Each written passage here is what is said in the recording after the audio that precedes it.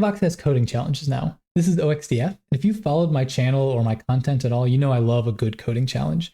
I put out a video 2 weeks ago on Insane Bolt. It's a medium level challenge that's retired on HackTheBox. And there's 4 left that are retired, which means I can post about them.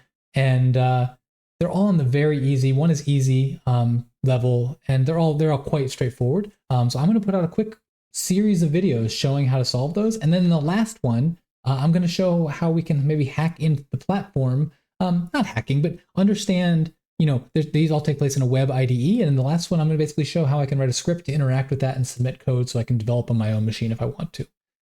Should be an interesting little series, especially if you're just getting started with programming. Let's go ahead and start with oddly even. All right, so let's get started with oddly even. The ghostly clock ticks strangely. Determine whether its chimes are even or odd as to calm the restless spirit. This is a very easy coding challenge. And I've gone ahead and spawned an instance here so I can go ahead and grab this. And in fact, I've got it over here. We'll take a second to get familiar with this interface that HackTheBox gives us. Basically, by visiting the Docker container in a web browser, we're getting a hold of an editor to write Python or code. I think we can pick different types of code, and whatever prints to standard out, they kind of give us the input that's going to come in and the output that needs to go. So I'm going to do this in Python because that's where I'm most comfortable, although it might be interesting to try to solve it in other ones. I'm not prepared to bring that today.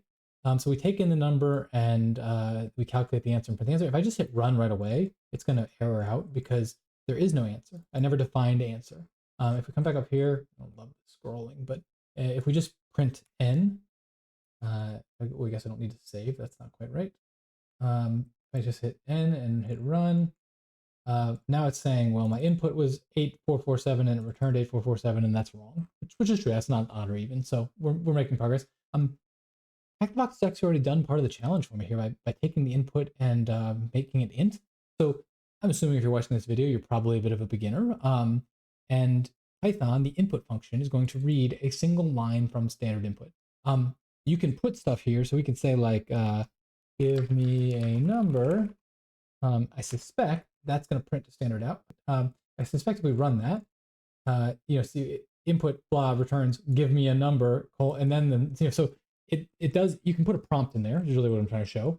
You don't really use input very often. It's not something that you would use much day to day. It's very much a kind of interactive script thing, but we can go with it for now. Now, we don't want to have this here. We've shown we don't need that printed out. The input's going to read in a string. So even if the string is 3, it's going to be the string 3. In fact, we can take this away. That, I'm not going to hit save, and I run. I wish I could make this. Is there any way to drag this?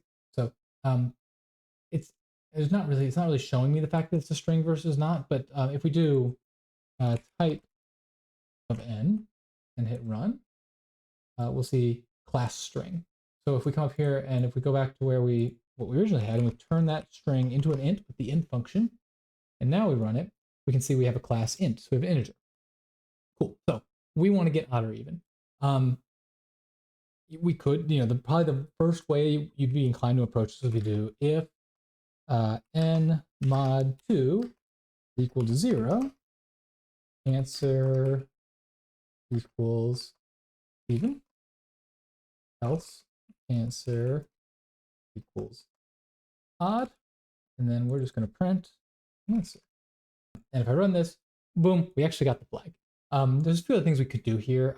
This seems kind of wordy, so like one thing you might want to do is say answer equals odd if n mod 2 is equal to 0, else even, and then we can, I wonder if I can comment here. Yep, we can. So control / will comment out whatever lines are selected.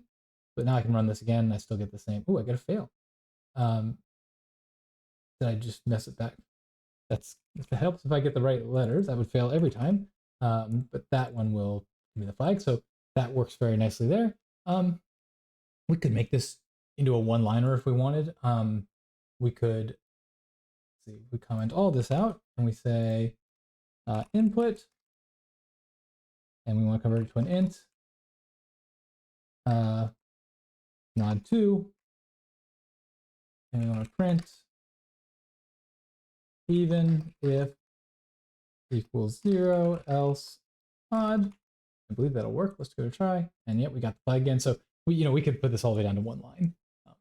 I guess that's about it for this challenge. I think I'm going to work through these easy challenges. And at the end, I'm going to come back and sort of do some hacking through these and figuring out like a little, looking at how the interface is set up. But let's call this one here.